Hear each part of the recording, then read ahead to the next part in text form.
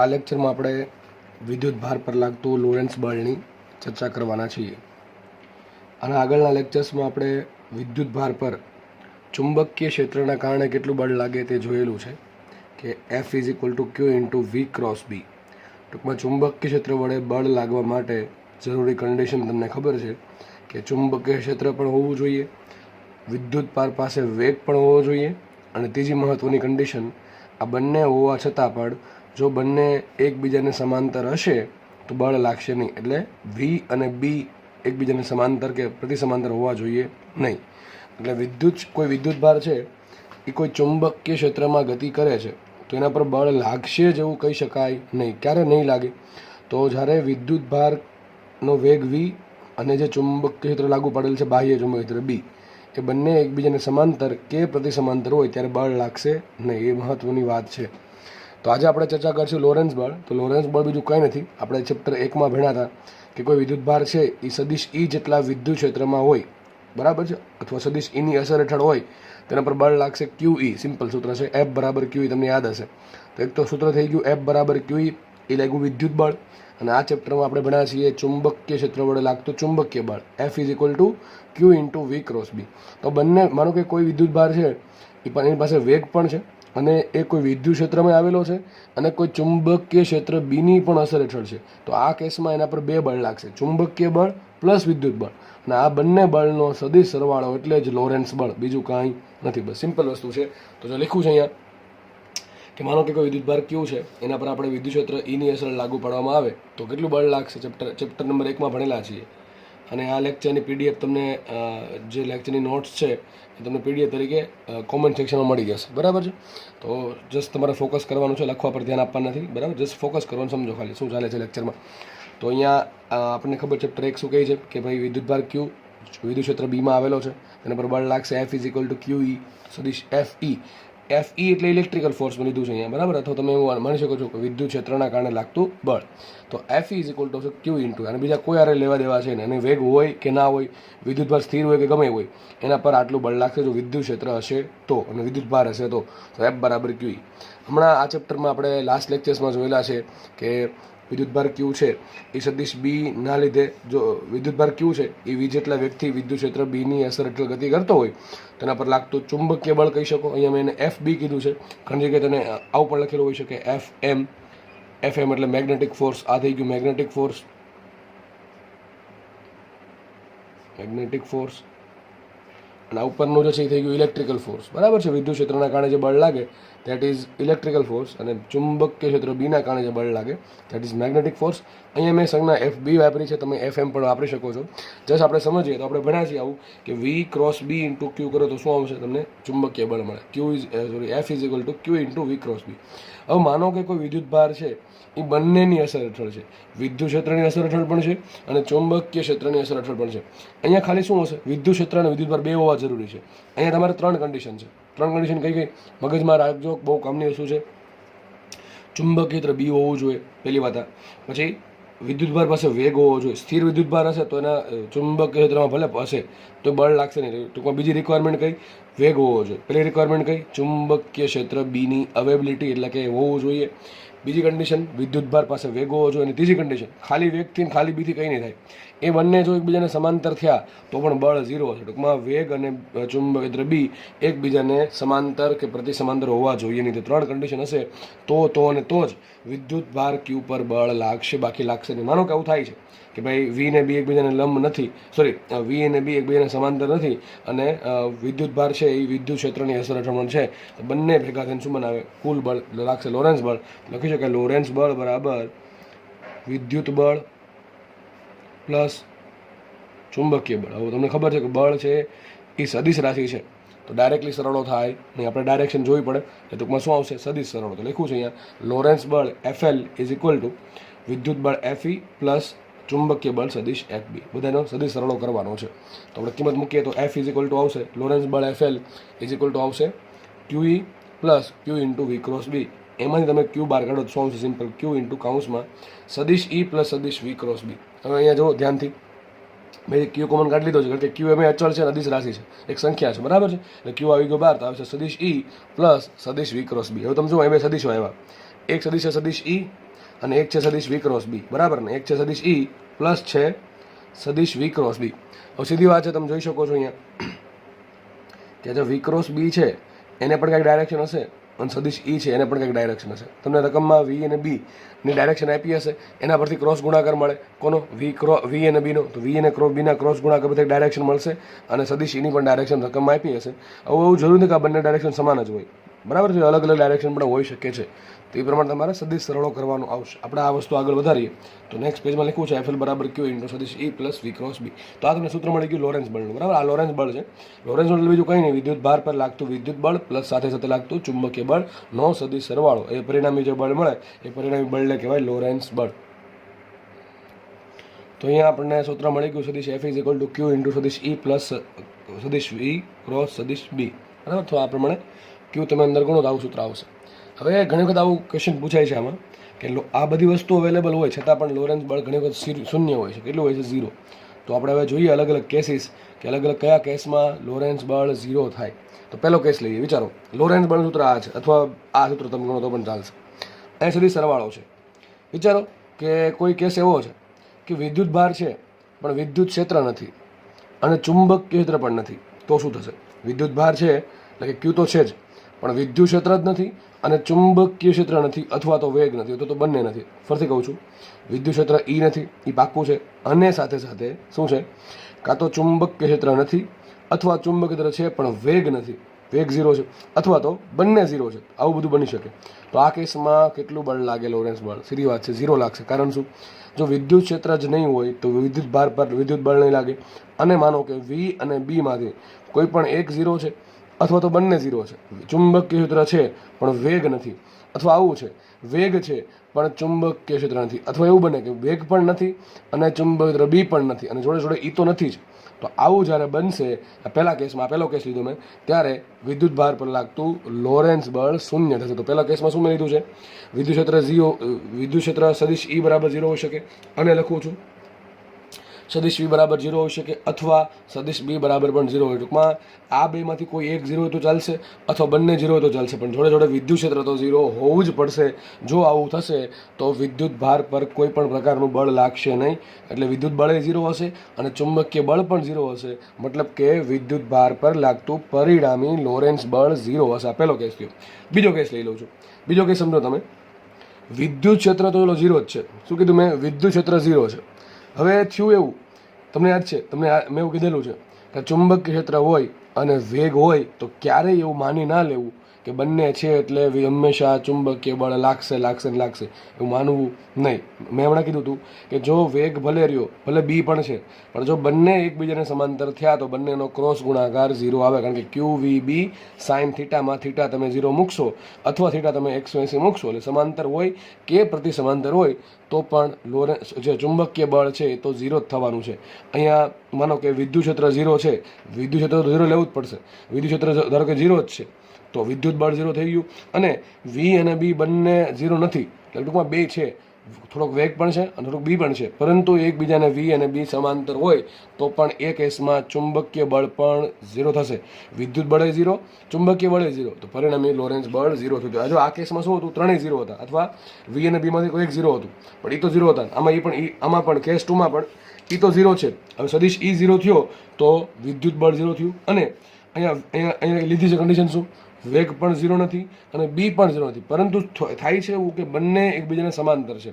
સદિશ V is parallel to સદિશ બી, તો આ કેસમાં જો ચુંબકીય બળ છે એફ બી અથવા એફ એમ એ 0 થશે ને તો પરિણામી લોરેન્સ બળ એફએલ પણ 0 થશે જ. તો આ કેસમાં ફરક એટલો છે કે આમાં વેગ અથવા બી અથવા બંને 0 હતા, જ્યારે આમાં બંને 0 નથી છતાં પણ લોરેન્સ બળ 0 છે. બરાબર? વિદ્યુત ક્ષેત્ર તો 0 જ છે બંને કેસમાં. ત્રીજો કેસ, બરાબર છે? ત્રીજો કેસ બહુ મહત્વનો કેસ છે, અહીંથી ક્વેશ્ચન આવવાની સંભાવના છે. ત્રીજો કેસ એવું છે કે ત્રણેય 0 નથી, વિદ્યુત ક્ષેત્ર 0 નથી, વી પણ 0 નથી અને બી પણ 0 નથી. પેલા આપણે શું લીધું? ત્રણે 0. પછી શું લીધું? ઈ 0 લીધું, પણ વી ને બી 0 નતા, પણ બંને કેવા હતા? સમાંતર. તો પણ ઈ એફ ઈ 0 આવ્યું અને એફ બી 0 આવ્યું, એટલે લોરેન્સ બળ 0 આવ્યું. છેલ્લો કેસ લઈ લઈએ. છેલ્લા કેસમાં એવું છે કે ત્રણેય ઇઝ નોટ ઇક્વલ ટુ 0. ટૂંકમાં વિદ્યુત ક્ષેત્ર છે, વેગ પણ છે અને બી પણ છે, છતાં પણ આ કેસમાં જે વિદ્યુત બળ જે લોરેન્સ બળ છે એ 0 થાય છે. આ કેસમાં લેવું પડશે સદિશ વી is not parallel to sorry આમાં સદિશ નો V is not parallel to સદિશ બી. ટૂંકમાં બંને સમાંતર નથી. કોણ કોણ? વી અને બી સમાંતર નથી, હું ધારી લઉં છું, બાકી થાય નહીં. જો કંઈ સાબિત થઈ જશે હમણાં, સમજો અહીંયા તમે, વી અને બી સમાંતર નથી. તો વિચારો, બે બળ લાગતા હશે. વિચારો તમે, વિદ્યુત ક્ષેત્ર 0 નથી એટલે ડેફિનેટલી ક્યુઈ તો લાગવાનું જ છે. વિદ્યુત ક્ષેત્ર 0 નથી એટલે ક્યુઈ તો લાગવાનું જ છે. અને મેં કીધું વી અને બી પણ 0 નથી, તો જે ચુંબકીય બળ છે એ 0 થઈ પણ શકે અને ન પણ થઈ શકે. સમજો કેમ? મેં હમણાં કીધું, જો બે સમાંતર હશે તો બળ 0 થશે, ચુંબકીય બળ. પણ એક વખત વિદ્યુત ક્ષેત્રનું થોડું કંઈ મૂલ્ય છે તો અહીંયા બીજું કંઈ આવતું નથી. ખાલી સિમ્પલ શું આવે? ક્યુ ઇન્ટુ ઈ. ખાલી સિમ્પલ ગુણાકાર જ આવે છે, ક્યુ ઇન્ટુ ઈ. એટલે વિદ્યુત ક્ષેત્રના કારણે વિદ્યુત બળ તો લાગવાનું જ છે, પાક્કું છે. હવે વિદ્યુત ક્ષેત્ર તો છે એટલે વિદ્યુત બળ હશે, પણ વિદ્યુત આપણે શું કહેવાય, વેગ છે અને બી છે, તો ચુંબકીય બળ હશે એવું જરૂરી નથી. કારણ કે બે છે પણ બે સમાંતર છે તો પણ કેસમાં ચુંબકીય બળ તો 0 થશે. એટલે માની લો કે હવે મારે ગમે એમ કરીને લોરેન્સ બળ 0 કરવું છે, જે પરિણામી બળ છે એફએલ એ મારે શૂન્ય કરવું છે. તો કન્ડિશન શું લેવી પડે? કન્ડિશન એ લેવી પડે કે વિચારો બે બળ લાગે છે, બે બળના કારણે પરિણામી બળ 0 ક્યારે હોય? તમને ખબર જ છે બધાને કે બે બળનું મૂલ્ય સમાન હોય અને પરસ્પર વિરુદ્ધ દિશામાં હોય તો બે બળનું પરિણામી બળ શૂન્ય થાય. તો વિચારો, અહીંયા એક બળ તો વિદ્યુત બળ લાગવાનું છે, ડેફિનેટલી લાગવાનું છે, ફરજિયાત લાગશે, કારણ કે વિદ્યુત ક્ષેત્ર 0 નથી એટલે ડેફિનેટલી લાગશે. હવે કોઈ પણ રીતે જો ચુંબકીય બળ 0 થઈ જાય, જો માનો કે 0 થઈ ગયું હોય તો પછી આ બળ ક્યુઈ, આ બળ 0, પરિણામી કેટલું? ક્યુઈ આવશે ને, તો પરિણામી બળ વિદ્યુત બળ હશે. તો આ કેસમાં લોરેન્સ બળ છે, વિદ્યુત બળ લાગશે. પરંતુ મારે એવું કરવા નથી. મારે શું કરવાનું છે? મારે લોરેન્સ બળ 0 જોઈએ છે. લોરેન્સ બળ 0 જોતું હોય તો કરવું શું પડે? જેટલું એક પેલું બળ લાગે છે એટલું જ બીજું બળ લાગવું પડે, અને સમાન દિશામાં લાગવું જોશે, અને વિરુદ્ધ દિશામાં સમાન મૂલ્યનું લાગવું જોશે, અને પરસ્પર વિરુદ્ધ દિશામાં જ લાગવું જશે, તો જ લોરેન્સ બળ એટલે પરિણામી બળ 0 થશે. તો આ કેસમાં આપણે ધારી જ ના શકીએ કે વી અને બી સમાંતર છે. જો સમાંતર થઈ ગયા તો ચુંબકીય બળ 0 થશે, તો વિદ્યુત બળ વધશે, તો લોરેન્સ બળ વિદ્યુત બળ જેટલું હશે. જે આપણે જોતું નથી, આપણે કેટલું કરવાનું છે? 0 કરવાનું છે. તો સીધી વાત છે કે વી અને બી એકબીજાને સમાંતર હોવા જોઈએ નહીં, અમુક ખૂણે હોવા જોઈએ છે. શું છે કન્ડિશન? બરાબર છે. તો આ કેસ એવો છે કે જેમાં ત્રણેય વસ્તુ 0 નથી, છતાં પણ લોરેન્સ બળ 0 થાય. કન્ડિશન શું? કન્ડિશન સિમ્પલ, તમને આવડે છે કે સદિશ એફ એટલે વિદ્યુત ક્ષેત્રના કારણે જે બળ લાગે છે એ, અને સદિશ એફ બી એટલે કે જે મેગ્નેટિક ફોર્સ લાગે છે ચુંબકીય ક્ષેત્ર અને વીના કારણે, એ બંને બળો કેવા હોય? સમાન મૂલ્યના અને પરસ્પર વિરુદ્ધ દિશામાં હોવા જોઈએ. હવે એનું મૂલ્ય કેવું હોવું જોઈએ? સમાન હોવું જોઈએ. તો આપણે કામ કરીએ, બેન સરખાઈ દઈએ. તો લઉં છું અહીંયા વિદ્યુત બળ આવશે ક્યુઈ અને એફ બી આવશે ક્યુવીબી. બીજી કન્ડિશન એ છે આમાં, બીજી કન્ડિશન એ છે કે ત્રણેય એકબીજાને લંબ છે. કેવા છે? ત્રણેય એકબીજાને, તો બંને તમારે યાદ રાખવાની છે. બરાબર છે. સદિશ ઈ, સદિશ બી અને સદિશ વી ત્રણેય એકબીજાને લંબ છે. ત્રણેય એકબીજાને લંબ હોય તો વિચારો, આ સૂત્ર શું આવશે? ક્યુ વી બી સાઇન 90 ને, તો સાઇન 90 થશે વેન, તો શું આવશે? F E is equal to Q F B, that is Q V B. તો ક્યુ ઈ બરાબર ક્યુ વી બી, ક્યુ ઉડાડી દીધા તો આવશે E is equal to V B, તો V is equal to E by B. તમને યાદ હોય તો કંઈક ભણેલા છીએ આપણે, V is equal to E by B. યાદ કરો, વિદ્યુત ચુંબકીય તરંગો, ઇલેક્ટ્રોમેગ્નેટિક વેવ, એમાં સાબિત કર્યું તો આપણે ઈ બાય બી બરાબર સી. શૂન્ય અવકાશ માટે આવું હોય તમને યાદ હોય તો ઈ બાય બી બરાબર સી આવશે. બરાબર કે નહીં? તો જો એના જેવું સૂત્ર આવે છે, વેગ બરાબર ઈ બાય બી હોવો જોઈએ. આપણે શું ભણીએ છીએ કે ભાઈ ત્રણેય વસ્તુ અહીંયા છે, ઈ પણ છે, વી પણ છે અને બી પણ છે, છતાં પણ લોરેન્સ બળ 0 થાય છે. તો લોરેન્સ બળ ક્યારે 0 થાય? વિદ્યુત બળ અને ચુંબકીય બળ બે સમાન મૂલ્યના હોય. સમાન મૂલ્યના છે તો આવું કન્ડિશન આવશે. શું આવશે? વી બરાબર ઈ બાય બી આવશે. શું આવશે? વી બરાબર ઈ બાય બી. અને બંને કેવા હોય? પરસ્પર વિરુદ્ધ દિશામાં હોવા જોઈએ. ટૂંકમાં વી અને બીની જે વી ક્રોસ બીના કારણે જે ચુંબકીય બળ મળે છે એ, અને ક્યુના કારણે જે વિદ્યુત બળ મળે છે એ, બંને બળ સમાન મૂલ્યના હોવા જોઈએ અને પરસ્પર વિરુદ્ધ દિશામાં હોવા જોઈએ. પરસ્પર વિરુદ્ધ દિશામાં હશે તો ડેફિનેટલી ત્રણેયના વચ્ચેનો ખૂણો કેટલો હશે? 90 ડિગ્રી. તમે આ કેસ છે ને પહેલાં જેમ યાદ રાખીજો કે ઇલેક્ટ્રોમેગ્નેટિક વેવની છે. કોના જેમ?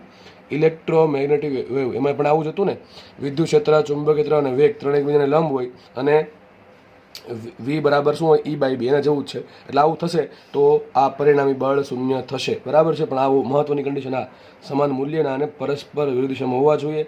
હવે વિચાર કરો, બે એકબીજાને લંબ છે તો સમાંતર તો હશે જ નહીં, અને સમાંતર તો હોવાય ના જોઈએ. સમાંતર હશે તો ચુંબકીય બળ 0 થશે, અને ચુંબકીય બળ 0 થયું તો લોરેન્સ બળ કેટલું આવશે? વિદ્યુત બળ જેટલું, એટલે કે આપણે જે ઇલેક્ટ્રિકલ ફોર્સ છે વિદ્યુત ક્ષેત્રના કારણે ક્યુ, એના જેટલો આવશે. જે આપણે જોતું નથી, આપણે કેટલું જોઈએ છે? 0 જોઈએ. તો આ કેસ મહત્વનો છે.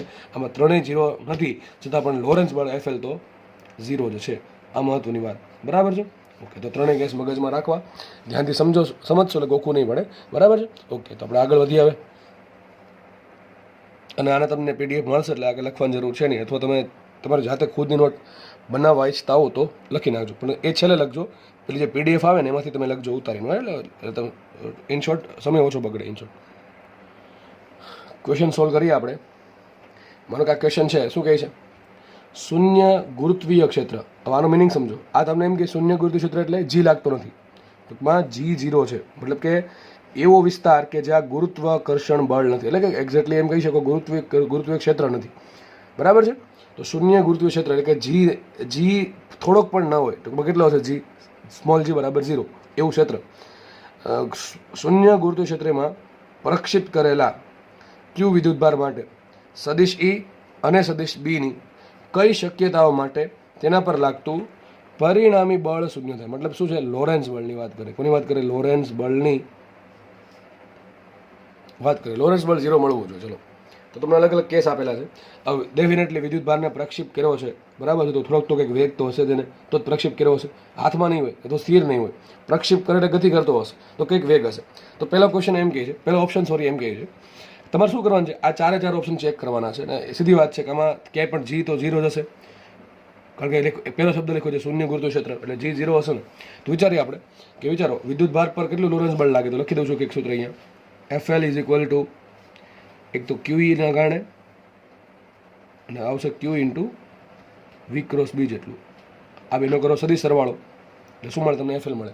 તમારે આ 0 કરવાનું. પહેલો કેસ એમ કહે છે E એ 0 છે ને B 0 છે. ચલો, થશે કે નહીં આ કેસમાં? હા, આમાં થશે. આમાં ચાન્સ તો છે જ કે ભાઈ પરિણામી બળ 0 જ થશે. વિદ્યુત ક્ષેત્ર 0 એટલે કયું બળ 0 થઈ ગયું? પહેલો ઓપ્શન એમ કહે છે વિદ્યુત ક્ષેત્ર 0 અને B પણ 0, બંને 0 હોય તો લોરેન્સ બળ 0 થાય કે નહીં તમારે એમ ચેક કરવાનું છે. સીધી વાત છે. જો કંઈ હજી બળ લાગી શકે, કયું? mg પ્લસ તમારે mg કરવું પડે. જો કે લોરેન્સ બળ ના કહેવાય, પણ પરિણામી બળ શોધવું હોય. આમાં લોકો વિદ્યુત ક્ષેત્ર છે, V પણ છે, B પણ છે અને G પણ છે. mg ના કારણે જે ગુરુત્વ બળ લાગે એ પણ છે. તો આ બેના કારણે કયું બળ લાગશે? લોરેન્સ બળ લાગશે. પ્લસ પાછું ત્રીજું બળ લાગશે, કયું? લોરેન્સ બળ પ્લસ લાગશે mg. એ તમે બેનો કરો સદિશ સરવાળો તો તમને મળે છે પરિણામી બળ. પણ એ ડેફિનેટલી કીધું જેવું છે કે ગુરુત્વીય ક્ષેત્ર 0 જ છે, એટલે આપણે એમજીની ચર્ચા કરશું નહીં. બરાબર? તો આપણે બેની ચર્ચા કરવાની છે. ટૂંકમાં ધેટ મીન્સ કયું બળ વધશે? ખાલી ઓનલી લોરેન્સ બળ જ વધશે. તો E પણ 0 થઈ ગયું એટલે વિદ્યુત બળ 0 થઈ ગયું, અને B પણ 0 થઈ ગયું એટલે ચુંબકીય બળ 0 થયું. તો બેનું પરિણામી બળ શું હશે? લોરેન્સ બળ 0 હશે કે નહીં હોય? તો આ કેસમાં તો હંમેશા FL બરાબર 0 જ આવશે. એ પાક્કું છે. બીજો કેસ વાંચીએ. બહુ મહત્વની વાત છે. તમે જો આગળનો કોન્સેપ્ટ સમજાશો તો તમે આન્સર લખી શકશો. હવે વિચારો, તમને એમ કહે છે શૂન્ય ગુરુત્વીય ક્ષેત્ર છે એટલે G તો 0 થઈ ગયો. ચલો, mg ની ચિંતા ગઈ. પછી એમ કહે છે વિદ્યુત ક્ષેત્ર 0 છે પરંતુ ચુંબકીય ક્ષેત્ર 0 નથી. તો શું લોરેન્સ બળ 0 થઈ શકે કે નહીં? તમારે શક્યતાઓ ચેક કરવાની છે. એટલે થઈ શકે કે નહીં એ તમારે કહેવાનું છે. હા, થઈ શકે. એવું નહીં કે હશે જ 0, એવું કરવાનું નથી. શું કરવાનું છે તમારે? લોરેન્સ બળ 0 થઈ શકે કે નહીં જોવાનું છે. તો સૂત્ર શું આવશે અહીંયા? વિદ્યુત ક્ષેત્ર 0 છે એટલે શું આવશે? FE બરાબર તો 0 થઈ ગયું. FE બરાબર 0 જ આવશે. બરાબર? QE બરાબર તો 0 જ આવશે. વધુ કયું? Q into V cross B. તો વિચારો હવે આ કેસમાં શું થયું? FL બરાબર શું આવશે? FL બરાબર સદિશ FL બરાબર આવશે Q into V cross B, કારણ કે આગળનું બળ તો 0 થઈ ગયું, વિદ્યુત ક્ષેત્ર 0 છે. એટલે આ તમને ઓપ્શન આપેલા છે. બરાબર છે? મેં નથી આપ્યા, પણ આ ઓપ્શન ટૂંકમાં તમને આપેલા છે અને દરેક ઓપ્શન તમારે ચેક કરવાના છે, એવું તમને કહું છું. તો એ આપણે વિદ્યુત બળ તો 0 થઈ ગયું. વિદ્યુત શું હવે? Q into V cross B. જો આ બળ જે છે ચુંબકીય બળ એ 0 થઈ શકે તો લોરેન્સ બળ 0 થઈ શકે. સીધી વાત છે. હું એમ નહીં કહેતો કે આ બળ 0 જ હશે, પણ જો આ 0 થવાની સંભાવના હોય તો પણ લોરેન્સ બળ 0 હોય. હવે તમને એમ કીધું છે કે ચુંબકીય ક્ષેત્ર 0 નથી, એ તો પાક્કું છે. ચુંબકીય ક્ષેત્ર 0 નથી અને સીધી વાત છે વેગ પણ 0 નથી, કારણ કે પ્રક્ષેપ કર્યો એટલે વેગ તો હશે જ તે. દરેક કેસમાં વેગ તો 0 નથી જ તે, કારણ કે પ્રક્ષેપ ગતિ કરે છે એટલા માટે.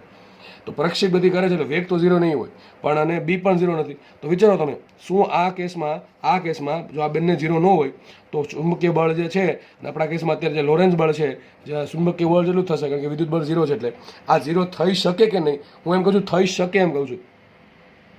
તો આન્સર છે હા, થઈ શકે. ક્યારે? આ કેસમાં ભલે B પણ 0 નથી ને V પણ 0 નથી, પણ જો લખું છું અહીંયા સદિશ V સમાંતર સદિશ B ને હોય તો શું થશે? વિચારો, એટલે બંને 0 નથી છતાં પણ FB 0 થશે અને FE તો ઓલરેડી 0 જ છે. બરાબર છે? તો શું આવશે કેસમાં? FL બરાબર 0 થઈ શકે. આમાં આન્સર આવે હા, કે હા સર, આ કેસમાં પણ લોરેન્સ બળ 0 થવાની સંભાવના છે, શક્યતા છે. બરાબર કે નહીં? મેં તમને હમણાં પહેલાં કીધું હતું ભાઈ B પણ 0 ન હોય, વેગ પણ 0 ન હોય, એટલે ટૂંકમાં B પણ છે અને V પણ છે, છતાં પણ તમે એવું કહી ના શકો હંમેશા કે ભાઈ ચુંબકીય બળ 0 નથી છે. આ 0 થઈ શકે જો ભલે બંને 0 નથી, બંનેની કંઈક વેલ્યુ છે પણ બે સમાંતર થયા તો પણ ચુંબકીય બળ તો 0 જ થશે. ઓલરેડી એ તો 0 હતો એટલે વિદ્યુત બળ 0 થઈ ગયું, અને અહીંયા આવી કન્ડિશન જો હોય તો વિદ્યુત ચુંબકીય બળ પણ 0 આવશે અને પરિણામી બળ પણ 0 આવે. હા, તમને એવું કહી દે એમાં કે E 0 છે અને B 0 નથી અને V 0 નથી, અને અમે સાથે સાથે એવું કહી દઈએ કે V અને B સમાંતર નથી, એવું કહી દઈએ, આમાં એડ કરી દે તો પછી આન્સર ના આવશે. જો આ બે એકબીજા સમાંતર ના હોય તો ભાઈ બળ લાગવાનું પાક્કું છે. પણ આ કેસમાં કંઈ કીધું નથી, તો આપણે શક્યતા જોવાની છે દર વખતે કે ભાઈ આમાં 0 થઈ શકે કે નહીં. ટૂંકમાં તમારે પૂરો પ્રયત્ન કરવાનો કે 0 થાય, કારણ કે દાખલો જેવું કંઈ છે કે E અને B ની કઈ શક્યતાઓ માટે આમાંથી કઈ શક્યતાઓ માટે લોરેન્સ બળ 0 થાય. બરાબર છે. ત્રીજો કેસ લઈ લઈએ, ચલો ફટાફટ વિચારશું આપણે. ત્રીજો કેસ શું કહે છે? E પણ 0 નથી અને B પણ 0 નથી અને વેગ પણ 0 તો નથી જ. તો આ કેસમાં તમારે જોવાનું છે કે ભાઈ લોરેન્સ બળ છે એ શૂન્ય થઈ શકે કે ના થઈ શકે. અરે યાદ કરો, કેસ 3 હમણાં ભણાવ્યો. શું ભણાવ્યો? કેસ 3 એ તો છે કે ભાઈ શું છે, સદિશ FL is equal two FE એટલે QE plus Q into V cross B, આવું છે ને? બરાબર છે. આવું તમને સમજાવ્યું છે. હમણાં કીધું હતું કે જ્યારે શું કહેવાય, જો ભાઈ E તો 0 નથી એટલે આ બળ છે એ 0 નથી અને B અને V પણ 0 નથી એટલે આ બળ લાગી પણ શકે ન પણ લાગી શકે. સમજો, આ બળ લાગી પણ શકે અને ન પણ લાગી શકે. ક્યારે નહીં લાગે? ભાઈ બેની વેલ્યુ 0 ભલે રહે, 0 ભલે નથી, પણ જો બે ટૂંકમાં બેની કંઈક વેલ્યુ છે, પરંતુ જો બે સમાંતર હશે તો આ બળ લાગશે નહીં. આપણે શું ચેક કરવાનું છે? તમારે એવો પ્રયત્ન કરવાનો કે આ કેસમાં લોરેન્સ બળ 0 થઈ શકે કે નહીં. તો તમારો પ્રયત્ન શું કરવાનો? લોરેન્સ બળને 0 કરવાની પોસિબિલિટી વિચારવાની. આ દાખલા પરથી તમારે શું વિચારવાનું? લોરેન્સ બળ 0 થઈ શકે એની તમામ પોસિબિલિટી વિચારવાની. તો થઈ શકે, આમાં પણ લોરેન્સ બળ મેં કીધું 0 થઈ શકે. હમણાં સમજાવો કેસ 3 કે શું ભાઈ, જે વિદ્યુત બળ છે, વિદ્યુત બળ અને ચુંબકીય બળ કેવા હોય? સમાન મૂલ્યના અને પરસ્પર વિરુદ્ધ દિશામાં હોય તો લોરેન્સ બળ 0 થશે. એની કન્ડિશન તમને હમણાં કીધી હતી. કઈ હતી કન્ડિશન?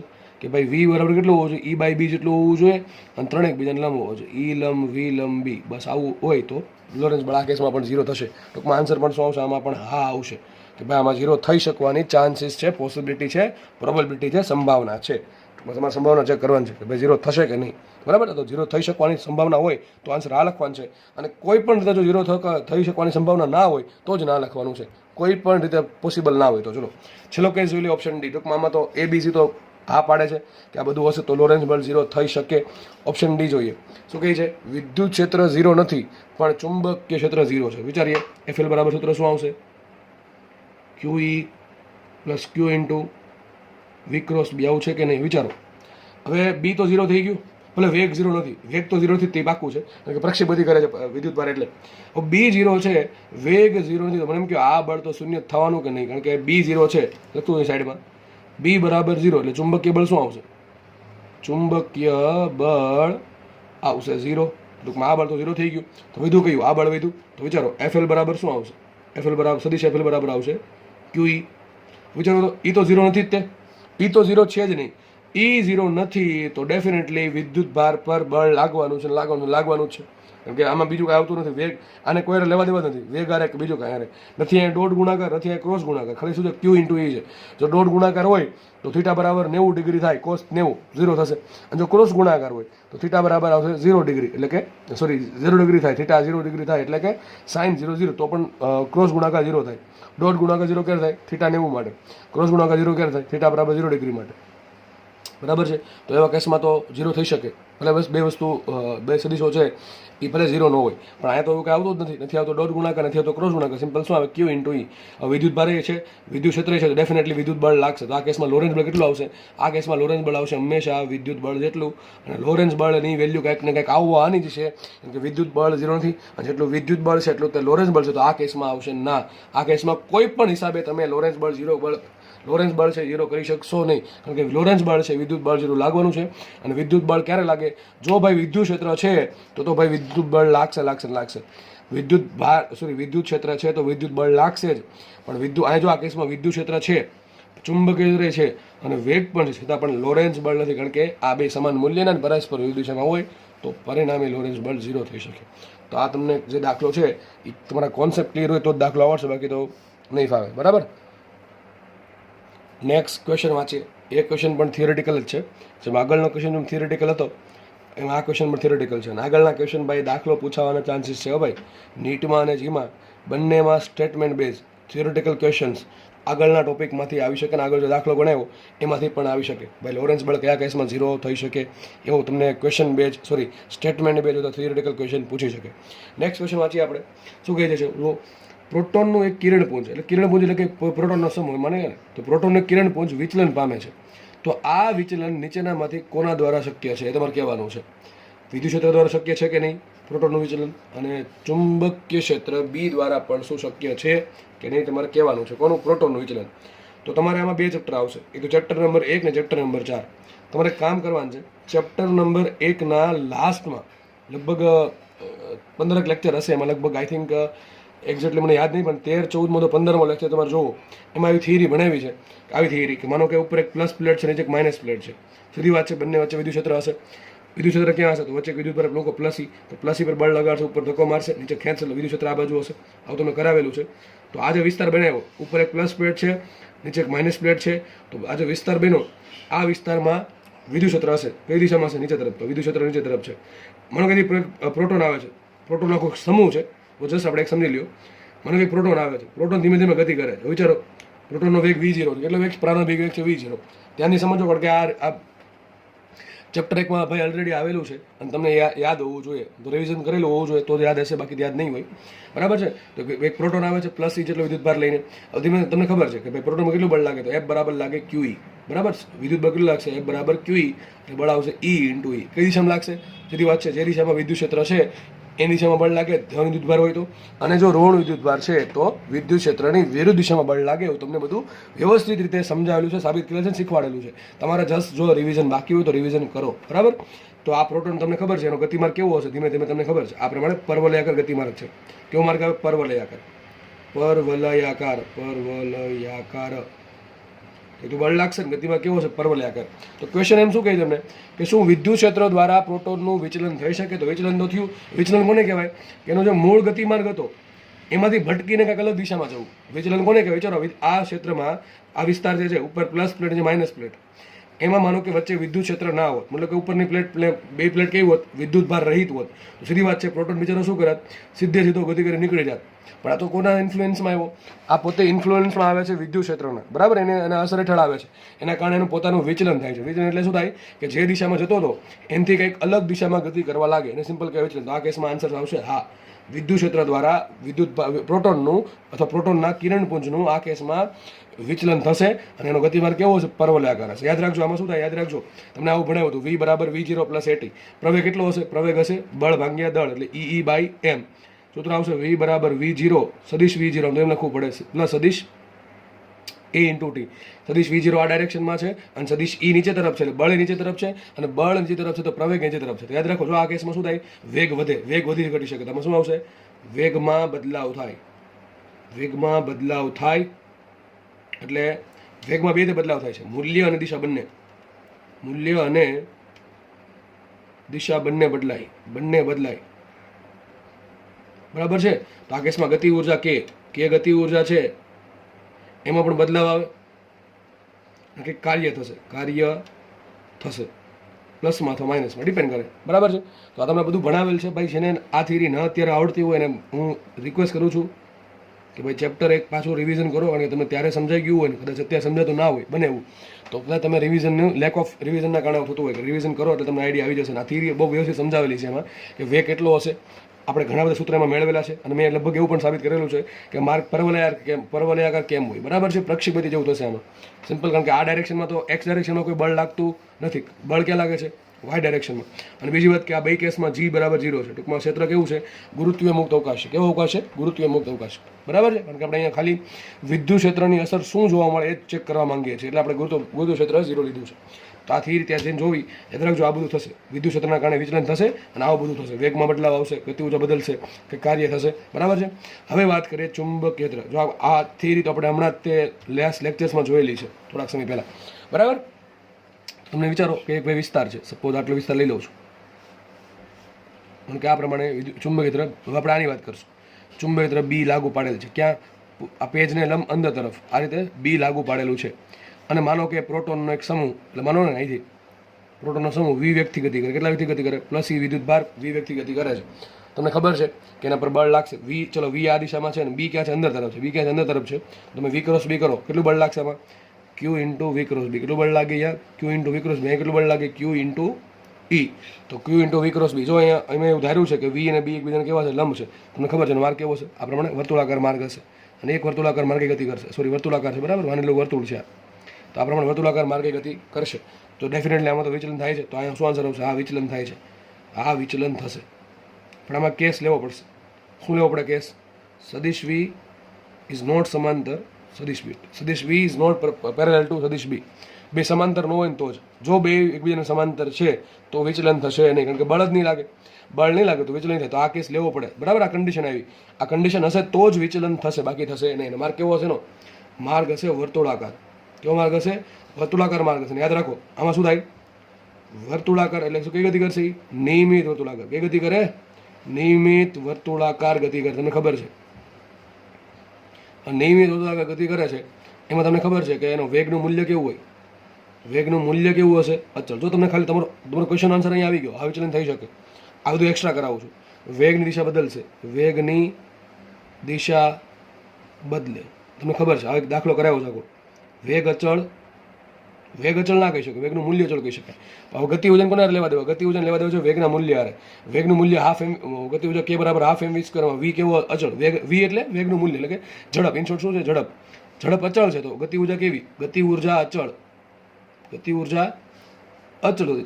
સીધી વાત છે, ડેલ્ટા કે બરાબર 0 આવશે. તો કાર્ય બરાબર કાર્ય ડબલ્યુ, કાર્ય પણ શું આવશે? શૂન્ય આવશે. ટૂંકમાં જ્યારે વિદ્યુત ભાર છે એ ચુંબકીય ક્ષેત્રમાં ગતિ કરે તો વિચલન ન ભવે, ત્યારે એના પર કોઈ કાર્ય થતું નથી. જ્યારે વિદ્યુત ક્ષેત્રમાં ગતિ કરે ત્યારે એના પર કાર્ય થશે. અહીં ડેલ્ટા કે ઇઝ નોટ ઇક્વલ ટુ 0 આવશે. કારણ શું? વેગનું મૂલ્ય બદલે છે, દિશા બદલે છે. હવે વેગનું મૂલ્ય બદલ્યું એટલે ગતિ ઉર્જા બદલશે. ગતિ ઉર્જા બદલે એમાં ફેરફાર આવશે. અને આપણે ખબર છે ચેપ્ટર 6 ધોરણ 11 કાર્ય ઉર્જા પાવર, એમાં ભણાવ્યું ડબલ્યુ બરાબર ડેલ્ટા કે. શું ભણાવ્યું છે? ડબલ્યુ બરાબર ડેલ્ટા કે. તો કાર્ય ઉર્જા પ્રમેય પરથી અહીંયા ગતિ ઉર્જામાં બદલાવ આવ્યો તો કે કંઈક કાર્ય થતું હશે. તો વિદ્યુત ક્ષેત્ર છે એ વિદ્યુત ભાર પર કંઈક કાર્ય કરે છે, જ્યારે અહીંયા ચુંબકીય ક્ષેત્ર વિદ્યુત ભાર પર કોઈ કાર્ય કરતું નથી, કારણ કે એના કારણે ગતિ ઉર્જા બદલતી નથી. જસ્ટ ખાલી શું આપે છે? માર્ગ બદલે છે. શું બદલે છે? ખાલી ચુંબકીય ક્ષેત્ર વડે ખાલી જે બળ લાગે છે એના વડે વિદ્યુત ભારનો ખાલી માર્ગ બદલાય છે. વેગ બદલાતો, એટલે વેગનું મૂલ્ય બદલાતું નથી. વેગ તો બદલાય એમ જ કહેવાય, બરાબર? વેગ અચળ નથી. તો આ બધી વસ્તુ એકદમ બેઝિક છે, થિયોરિટિકલ છે, કોન્સેપ્ચ્યુઅલ છે અને બેઝિક આવડવું જોઈએ, જરૂરી છે. નેક્સ્ટ ક્વેશ્ચન સોલ્વ કરીએ. અને ખાસ આ ટાઈપના દાખલા જીમાં પૂછાતા હોય છે, તો ધ્યાનથી સમજજો. ખાસ જીવાળા શું કહે છે? જો ક્યુ વિદ્યુત ભાર અને એમ દળનો કણ ડી જેટલી પહોળાઈના ચુંબકીય ક્ષેત્રમાં લંબ રૂપે વી વેગથી પ્રવેશીને બીજા ખૂણેથી બહાર નીકળે છે. શું કહે છે? જો એક વિદ્યુત ભાર ક્યુ છે, એનું દળ છે સ્મોલ એમ. આ જે વિદ્યુત ભાર ક્યુ છે એ તમને દેખાય છે. અહીંયા ડી પહોળાઈનું એક ચુંબકીય ક્ષેત્ર તમને આકૃતિમાં આપેલું છે. હવે વિદ્યુત ભાર ક્યુ શું કરે છે? આ જે ચુંબકીય ક્ષેત્ર બી છે એને લંબ રૂપે દાખલ થાય છે વી વેગથી. દાખલ કોઈ પણ જગ્યાથી થાય, એ કંઈ કીધું નથી, પણ એક વસ્તુ કીધી છે, એ હંમેશા બહાર નીકળે બીજા ખૂણેથી. ક્યાંથી બહાર આવે છે? બીજા ખૂણેથી બહાર આવે છે. તો આ કણનો વિચલન કણ, એટલે વિદ્યુત ભારનો વિચલન કણ શોધવાનો છે, બરાબર છે? દાખલો સિમ્પલ છે, ડાયાગ્રામ પર આખો દાખલો છે, થોડુંક મેથેમેટિક્સ જે આપણે ધોરણ 10 લેવલનું મેથેમેટિક્સ છે એ આવશે. ચલો શું કહે છે? એક આપણે વિદ્યુત ભારને દાખલ કરાવવાનો છે. આ ચુંબકીય ક્ષેત્ર બી છે, બરાબર? પુસ્તકની પેજને લંબ અંદર તરફ જાય છે, એવું તમને આકૃતિમાં આપેલું છે. એની પહોળાઈ ડી છે. હવે વિદ્યુત ભાર છે કોઈ પણ જગ્યાએથી દાખલ થાય, અહીંથી દાખલ થાય, અહીંથી દાખલ થાય, ટૂંકમાં અથવા વચ્ચેથી દાખલ થાય. સિમ્પલ આપણે રાખીએ, ધારો કે અહીંથી દાખલ થાય છે. વિદ્યુત ભાર ક્યુ છે, અહીંથી દાખલ થાય છે. કેટલાથી દાખલ થયો? વી વેગથી. હમણાં તમને કીધું હતું કે વી વેગથી દાખલ થાય લંબરૂપે, તેનો માર્ગ કેવો હશે? વર્તુળાકાર માર્ગ હશે. અને જો અમુક ખૂણે દાખલ થાય તો યાદ છે પેલો સર્પાકાર માર્ગ આવે, બરાબર છે? પીચ વાળી થિયરી આખી ભણાવી તમને, એ પણ આઈએમપી છે. કે એનો એક ઘટક પડશે વી સાઇન થીટા, એ વર્તુળાકાર ગતિ કરાવે, અને એક ઘટક પડે વી કોસ થીટા કે જે કેવો હશે? બીને સમાંતર હશે. એ શું કરાવે? એને આગળ લઈ જાય. એટલે બેની ભેગી ગતિ થાય, વર્તુળાકાર પ્લસ આગળ વધે, એનો માર્ગ આવશે આ પ્રમાણે સર્પિલાકાર ગતિ. તમને કરાવેલું છે, બરાબર છે? તો અહીંયા આપણે કામ સીધું જ કીધું છે, લંબ રૂપે દાખલ થાય છે. તો એ શું કરશે? ખાલી વર્તુળાકાર ગતિ કરે. વર્તુળાકાર ગતિ કરે છે, પાકું છે, પણ ક્યાં સુધી ગતિ કરે? જ્યાં સુધી ચુંબકીય ક્ષેત્ર છે ત્યાં સુધી જ વર્તુળાકાર ગતિ કરે. પછી જેવું બી ટૂંકમાં જો બી આટલા લિમિટેડ એરિયામાં છે, બી જે છે આટલા લિમિટેડ એરિયામાં છે, એટલે આવું નહીં કે વર્તુળાકાર ગતિ ચાલુ રાખશે. હા, બી છે બહુ મોટા એરિયામાં હોય અથવા એની જે ત્રિજ્યા છે એ ઘણી નાની છે અને ત્રિજ્યા આટલા ભાગમાં જ આવે છે, તો પછી આટલા ભાગમાં ગતિ ચાલુ જ રાખશે. પણ માનો કે ત્રિજ્યા બહુ મોટી બનાવો, ત્રિજ્યા કોના પર ડિપેન્ડ કરે? તમે સૂત્ર યાદ હોવું જોઈએ, આર બરાબર mv બાય ક્યુબી પર. વિચારો, આ 4 વસ્તુ પર ડિપેન્ડ કરે, mv અને ક્યુબી પર. હવે આના કારણે માનો કે જે આર ત્રિજ્યાનું મૂલ્ય આવે છે એ ડી કરતાં ઘણું મોટું આવે, સીધી વાત છે, તો એ બહાર નીકળી જશે, બરાબર. અને માનો કે આર છે ઘણું નાનું આવે છે, આટલું જ આવે છે આર, આટલા ભાગમાં વર્તુળાકાર ગતિ ચાલુ રાખી, તો એ ક્યાં આવશે? વર્તુળાકાર ગતિ છે એ બીની અંદરના ભાગમાં છે, ટૂંકમાં ચાલુ રાખ્યા કરશે. પણ હંમેશા એવું થાય એવું જરૂરી, કોના પર ડિપેન્ડ કરે? આરની વેલ્યુ પર, અથવા જે બી છે કેટલા એરિયામાં તમે લાગુ પાડેલ છે. બહુ મોટા વિસ્તારમાં હોય તો ભલે આરની કિંમત મોટી હશે, પણ એના કરતાં જો બીનો જે એરિયા છે બહુ મોટો હશે તો વર્તુળાકાર ગતિ ચાલુ રાખશે. આપણે અહીંયા લિમિટેડ વસ્તુ કીધી છે. આમાં શું ચોખ્ખું લીખવું છે કે વિદ્યુત ભાર છે બીજા ખૂણેથી બહાર નીકળી જાય છે. ટૂંકમાં ધારો કંઈથી પ્રવેશો, અંદર કંઈથી, સીધી વાત છે કે હવે વિદ્યુત ભાર છે તો ધન લેવો પડે અથવા ઋણ લેવો પડે. જો ધન છે તો ઉપર તરફ બધી કરશે, કારણ કે વિચારો તમે, વી આમ છે, બી ક્યાં છે? અંદર તરફ છે. તમે બધી આંગળી રાખો વી તરફ ને ફેરવો બી તરફ, આ બધું કરાવેલ છે. બળ કે લાગશે? ઉપર તરફ લાગશે, જો વિદ્યુત ભાર ધન હોય તો. અને જો ઋણ હોય તો તમને ક્યાં ખબર છે ક્યાં ગતિ કરે? નીચે તરફ. તો ટૂંકમાં આ ખૂણથી બહાર આવશે. જો ઋણ હશે તો ખૂણ આ ખૂણથી બહાર આવે, જો ધન હશે તો આ ખૂણથી બહાર આવે છે. હું નોર્મલ કન્ડિશન માટે તો કે વિદ્યુત ભારને કેવું લઉં છું? ક્યુ ને ધન લઈ લઉં, એથી કંઈ ફરક નહીં પડે આન્સરમાં. ક્યુ કેવું લઉં છું? ક્યુ લઉં છું ધન, સિમ્પલ ગણતરી માટે.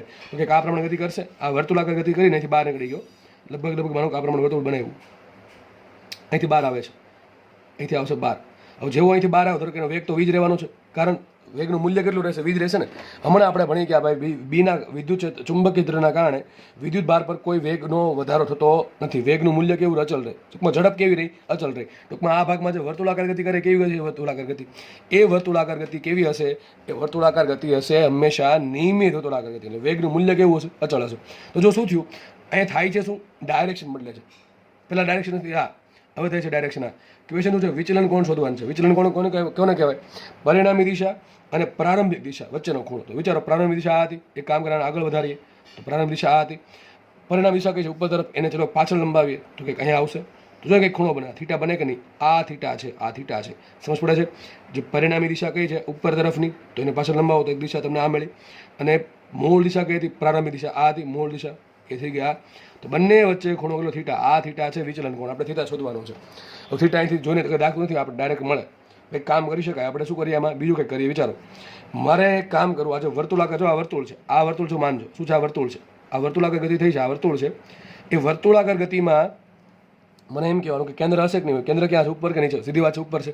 હવે યાદ રાખો, તમને વર્તુળ પરના માનો કે કોઈ ચાપ છે, એ ચાપના કોઈ પણ બે બિંદુ તમને ખબર હોય, ચાપ પરના કોઈ પણ બે બિંદુ ખબર હોય તો તમને વર્તુળ આરામથી મળી શકે. શું? કેન્દ્ર આરામથી મળે. કઈ રીતે? માનો કે એક આ બિંદુ લઈ લઈએ, તો આ બિંદુ સ્પર્શક દોરો, અને એક આ બિંદુ લ્યો, આ બિંદુ સ્પર્શક દોરો. આ બે સ્પર્શકને શું દોરો? લંબ. એક લંબ આને દોરો, આ લંબ દોરો અહીંયા, અને એક લંબ દોરો અહીંયા.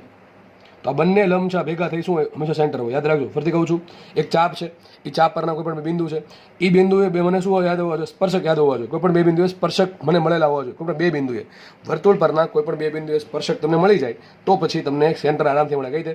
જે સ્પર્શક, પહેલો સ્પર્શક છે એને લંબ ડ્રો કરો, જે બીજો સ્પર્શક છે એને લંબ ડ્રો કરો, અને આ બે લંબ જે ભેગા થાય એ શું હશે? વર્તુળનું સેન્ટર. તો વિચારો, આ જે વર્તુળાકાર માર્ગ છે એમાં મને બે જગ્યાએ મને સ્પર્શક મળેલા હોવા જોઈએ. એક સ્પર્શક ક્યાં મળશે? જો અહીંથી જેવો અહીંયા એન્ટર થયો એટલે સીધું શું કરશે? વર્તુળાકાર ગતિ સ્ટાર્ટ કરશે. ટૂંકમાં વર્તુળાકાર ગતિ અહીંથી સ્ટાર્ટ થાય છે. ટૂંકમાં આ જે પોઈન્ટ છે, આ પોઈન્ટ શરૂઆતનો પોઈન્ટ, એ વર્તુળ પરનો જ પોઈન્ટ છે. એને પછી શું થાય? આ વેગ પોતે. વિચારો, આ પ્રમાણે આકૃતિ છે, આપણે આકૃતિ આ પ્રમાણે છે, બરાબર છે. તો આ પોઈન્ટ પાસે વિચારો સ્પર્શક શું બનશે? આ વેગ પોતે. અને આ પોઈન્ટ પાસે વેગ, આ ખૂણા પાસે સ્પર્શક શું બને? આ વેગ પોતે. આ વેગની ડાયરેક્શન છે ને એ, બરાબર છે. શું કરશું આપણે? આને લંબ શું થાય? તો સીધો આવશે આ પ્રમાણે લંબ. આને લંબ શું આવશે? કે આ પ્રમાણે આવશે ને અહીંયા લંબ. તો આ પોઈન્ટ શું મળે? સેન્ટર મળે. તો સેમ ડાયાગ્રામ અહીંયા દોરું તો જો આ પહેલો પોઈન્ટ છે ને બીજો પોઈન્ટ છે. આ પહેલા પોઈન્ટને સ્પર્શ થશે આ પ્રમાણે, એટલે કે લંબ આ પ્રમાણે બનશે કે નહીં બને? મને કહે લંબ બન્યો પહેલો, અને આ બીજો પોઈન્ટ છે, એ બીજા પોઈન્ટને સ્પર્શ દોરો તો દેખાય છે સ્પર્શક જ છે, એને લંબ ડ્રો કરીએ તો કંઈક આ પ્રમાણે આવશે કે નહીં? સપોઝ આ લંબ છે, બરાબર છે, 90 ડિગ્રી ખૂણો બને. તો આ બની ગયું સેન્ટર સી, આ બની ગયું કેન્દ્ર. વિચારો, તો આ વર્તુળ બની ગયું. તો વિચારો, અહીં દોરું છું, આ કેટલો? અહીંયા પહેલો પોઈન્ટ છે, બીજો પોઈન્ટ છે. તો આ બની ગયું શું? આ બની ગયું તમારું ત્રિજ્યા આર. શું બની ગયું? ત્રિજ્યા આર ને ભાઈ. સેન્ટર મળી ગયું અને વર્તુળ પરનો પોઈન્ટ મળી ગયો. આ વર્તુળ પરનો પોઈન્ટ અને સેન્ટર સી વચ્ચે અંતરને શું કહેવાય? ત્રિજ્યા આર. તો મળી ગઈ ત્રિજ્યા આર. વિચારો, આ ત્રિજ્યા આર છે, દરેક પોઈન્ટ જોડો, બધી જગ્યાએ શું મળે? ત્રિજ્યા આર મળે. મને એમ કહો આ પણ શું છે? ત્રિજ્યા આર જ હશે. વિચારો, તો આ શું છે? આ મળશે તમને ત્રિજ્યા આર, અને આ મળશે ત્રિજ્યા. એવું કદાચ મેં એવું કીધું તમને શરૂઆતમાં, તો તમને પીડીએફ આપીશ. પણ માનો કે કોઈ દાખલામાં અટપટી ગણતરીઓ છે અથવા આવો અટપટો ડાયાગ્રામ છે તો જોડે જોડે બનાવતા જજો. છેલ્લે તમને આપવાનો જ છું આ. છતાં પણ એમાં કંઈ કદાચ એવું લાગે બધું થોડું ગૂંચવાઈ જાય એવું છે, બરાબર. છેલ્લે બધું બનાવું, કારણ કે હું પ્રોગ્રેસિવ એમાં બનાવું છું, ધીમે ધીમે બનાવું છું, એટલે બને કે ભાઈ છેલ્લે આવું તમને સમજાય નહીં કે શું દોર્યું છે, કયું શું ક્યાંથી આવી. એટલા માટે તમે સાઈડમાં એક નાનકડું રફ પેજ રાખો અને જોડે જોડે એવું લાગે તો દોરતા જાઓ. તમને લાગે કે છેલ્લે સુધી તમને યાદ રહેવું છે, મને કોઈ વાંધો નથી. તો હું તમને એમ કહેવા માગું છું કે આ ત્રિજ્યા આર છે, આ પણ ત્રિજ્યા આર જ છે કે નહીં, વિચારો. હવે તમારે આન્સર લાવવાનો છે થીટા સ્વરૂપે. ટૂંકમાં ઇન શોર્ટ તમારે થીટા શોધવાનું છે. થીટા તમને વિચારો કઈ વસ્તુનો થીટા લાવવો પડે, એ તો ક્યુમાં લાવવો પડે, દળ એમમાં લાવવો પડે, ડીમાં લાવવો પડે અને વેગ વીમાં લાવવો પડે. આ મારે 4 વસ્તુમાં મારો આન્સર હોવો જોઈએ, બરાબર છે. તો વિચારો થીટા ક્યાં હશે, વિચારો. સિમ્પલ, થીટા અહીંયા છે. હવે આ થીટા મને કોઈ કામનો છે નહીં, તો આગળ શું કરવું પડે? મને એક ત્રિજ્યા અહીંયા મળી, એક ત્રિજ્યા અહીંયા મળી, એક કામ કરે. વિચારો આ થીટા છે ને, તમને આવું શીખવાડ્યું છે, 2 લાઈન વચ્ચેનો ખૂણો થીટા હોય તો બંને લાઈનને દોરેલા લંબ વચ્ચેનો ખૂણો પણ થીટા થશે. તો વિચારો કે આ લાઈન છે, આ લાઈન, બરાબર. આ એક થીટા કોની વચ્ચે છે? એક તો આ લાઈન અને આ લાઈન વચ્ચે. વિચારો આ જે આ લાઈન છે, આડી લાઈન, આ ત્રાસી લાઈન, એને લંબ લાઈન થઈ આ, બરાબર કે આ લાઈન થશે ને. આ જે આપણે વેગ વીની જે લાઈન છે એ લાઈનને લંબ થાય આ લાઈન, અને બીજી કોની વચ્ચે ખૂણો છે? આ સીધી લાઈન વચ્ચે. એક આ લાઈન અને આ લાઈન વચ્ચેનો ખૂણો થીટા છે, તો બંને લંબ દોરતા. પહેલી લાઈનને લંબ થશે આ, અને જે આડી લાઈન છે એને લંબ થશે સિમ્પલ ઊભી લાઈન. તો આ બે એક આ લાઈન અને આ લાઈન છે. આ લાઈન છે એ આને લંબ છે, અને આ જે ઊભી લાઈન છે આડી લાઈનને લંબ છે. હવે આ ત્રાસી લાઈન અને આડી લાઈન વચ્ચેનો ખૂણો થીટા છે, તો બંનેના દોરેલા લંબ વચ્ચેનો ખૂણો થીટા જોતા. થીટા બની ગયો કે બની ગયો? થીટા મને મળી ગયો. ચલો એની શોધ મારે આ થીટા શોધવાનો છે. હવે મને એ દેખાય છે સીધો કાટકોણ ત્રિકોણ બને છે. કાટકોણ ત્રિકોણ એ બનાવું છું, જો અહીંયા બનશે, બરાબર ને. જો આટલું ત્રિજ્યા આર નથી, ત્રિજ્યા આર તો આટલી મોટી છે. આ પોઈન્ટથી સ્ટાર્ટ કરીને અહીંયા સુધી ત્રિજ્યા આર છે, પણ એક પાકું છે, આ ત્રિજ્યા આર જ છે. કોણ? તો આ ત્રિજ્યા આર થઈ ગઈ. વિચારો આ શું હશે? આ લંબાઈ સબ ડી સાહેબ કેટલી છે? ડી ને નીચે આપી છે ડી, તો આ લંબાઈ ડી થઈ ગઈ. આ થઈ ગયું થીટામાં, આરામથી જવાબ મળે. વિચારો મારી પાસે થીટા છે તો ડી થાય સામેની બાજુ, આર થાય પાછળની બાજુ. ઘણા આટલા ઘણા આને આર લખે, અરે ભાઈ આર થોડું આટલું છે, આ થોડું આર છે, આ તો આરથી ઘણું નાનું છે, આ તો આટલું મોટું અહીંથી લઈને છે કઈ સુધી આર છે, પણ હા આ તો પાક્કું આર જ છે, બરાબર. કારણ કે આ વર્તુળ બન્યું, બરાબર. અહીંથી સ્પર્શ દેખા છે, આ વર્તુળ છે, તો આ પણ લંબાઈ આર થાય ને આપણે ત્રિકોણ અહીંયા બનશે. ત્રિકોણ કંઈક અહીંયા બનશે, દેખાય છે? ત્રિકોણ આટલો બન્યો, ઓકે. અને આ લાઈન અને આની વચ્ચેનો ખૂણો કેટલો? થીટા છે, તો આ ખૂણો પણ થીટા થશે. આવું કંઈક બનાવ્યું છે સેમ વસ્તુ અહીંયા. તો બસ આપણો આન્સર આવી ગયો. સામેની બાજુ છે આ આર નથી, ઇટ્સ નોટ આર. તો આ સામેની બાજુ થઈ ગઈ ડી, કર્ણ થઈ ગયો આર. તો કોનો યુઝ કરવો પડે? સાઇન થીટાનો. મૂકે કિંમત સાઇન થીટા બરાબર શું આવશે? સામેની બાજુ છેદમાં કર્ણ D by R, D by R. હવે તમે એક કામ કરો, થીટા બરાબર શું લખાય? Sine inverse D by R. એવું તમે લખી શકત, પણ તમને અહીંયા આર રકમમાં આપ્યો નથી. તમને ડી આપ્યો, આ ડી આપ્યો, તો ડી ચલો રાખશું, વાંધો નહીં આવે. પણ આર આપ્યો નથી. પણ તમને ખબર છે આર બરાબર શું હોય? આર બરાબર હોય એમવી બાય ક્યુબી. બધી કિંમત મૂકીએ તો શું આવશે? માટે સાઇન થીટા બરાબર ડી રાખો એમને, અને એમવી બાય ક્યુબીમાં ક્યુબી ક્યાં જશે? ઉપર. તો ક્યુબી વહી ગયા ઉપર, છેદમાં આવશે એમવી. થીટા બરાબર શું આવશે? વિચલન કોણ, વિચલન કોણ થીટા બરાબર શું આવશે? Sine inverse QBD upon MV. આ તમારો જવાબ આવી ગયો. સિમ્પલ છે. ટૂંકમાં આખો દાખલો આકૃતિ બેઝ, એટલે કે ટ્રિગોનોમેટ્રી અને જે આપણે શું કહેવાય ત્રિકોણ, બરાબર, એના પર જ છે. ટૂંકમાં ભૂમિતિ પર આખો દાખલો છે એમ તમે કહી શકો. બાકી એમાં નવીન કાંઈ હતું નહીં, પ્યોરલી મેથેમેટિક્સ. ધોરણ 10ના લેવલનું પ્યોરલી મેથેમેટિક્સ આમાં ઇન્વોલ્વ છે. અને યાદ રાખો, હંમેશા જે વસ્તુ આપી છે તમારો આન્સર એમાં જ હોવો જોઈએ, બરાબર. તો જો ક્યુ આપ્યું, એમ આપ્યું, ડી આપ્યું, વી આપ્યું, તો ક્યુ આપ્યું, ડી આપ્યું, એમ આપ્યું, વી આપ્યું, બી તો તમને આપેલું છો એટલે લખવું હશે. ચુંબકિત્ર લખીને ચુંબકિત્ર બીમાં, ચુંબકિત્ર બીમાં દાખલ થાય છે, ઓકે. તો દાખલો એ સોલ્વ થાય છે. દાખલો ઇઝી છે મારા મતે. થોડીક બુદ્ધિ કરતાં આવડવી જોઈવી જરૂરી છે, તો જ દાખલો આવડશે આવો, અને તો જ વિચારતા આવડશે. બીજી વાત એ, બરાબર. આપણે આગળ વધીએ, નવો દાખલો નેક્સ્ટ આગળ વધીએ આપણે. હોમવર્ક છે આમ તો તમારા માટે, બરાબર છે. શું કહે છે જો કે તમને બધામાં હિન્ટ આપી દઉં છું, એટલે તમને થોડીક તકલીફ ઓછી પડે. અણુ એ અને અણુ બી ના પરમાણુ ભાર 24 અને 32 છે, સોરી 24 અને 22 છે.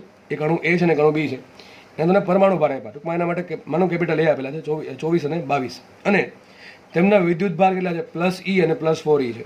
એકનો વિદ્યુત ભાર +E, બીજાનો વિદ્યુત ભાર +4E.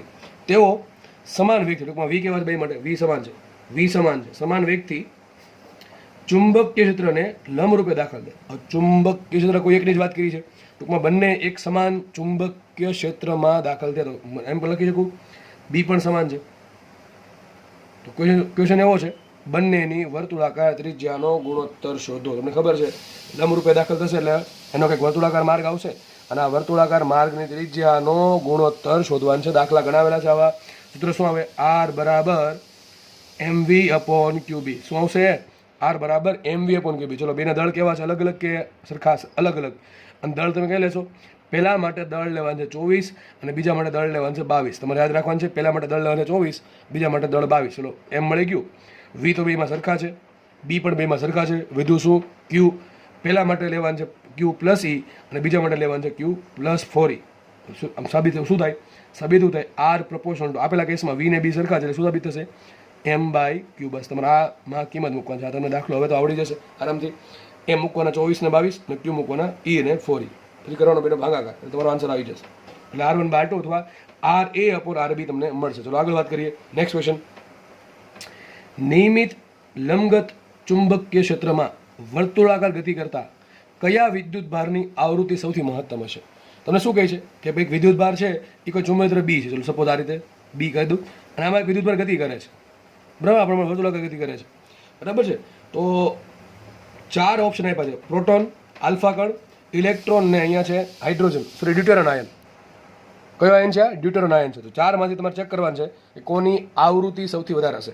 આખી થિયરી સાબિત કરાવેલી છે કે વિદ્યુત પર ગતિ કરતો તેનો વેગ કેટલો હોય, બરાબર? સોરી વેગ તો તમને આપેલો હશે, એનો આવર્તકાળ કેટલો હોય, એની ઓમેગા કેટલા હોય, એના માટે એફ કેટલું હોય, એની ત્રિજ્યા કેટલી હશે, બરાબર? આ બધી વસ્તુની ચર્ચા આપણે કરેલી છે અને તમને યાદ હોવી જોઈએ. મેં એવું કીધું તો આ થિયરી મોસ્ટ આઈએમપી છે, મોસ્ટ આઈએમપી. યાદ રાખજો, આમાંથી પ્રશ્ન ડેફિનેટલી આવો એક આરના આધારિત પ્રશ્ન 100% આવશે. મગજમાં રાખજો વસ્તુ, 100% પ્રશ્ન આવશે. હવે તમને ખબર છે કે ફ્રીક્વન્સી સૂત્ર શું હોય? યાદ હોવું જોઈએ. આમ તો નથી યાદ તો થિયરી જોઈ લો પાછી.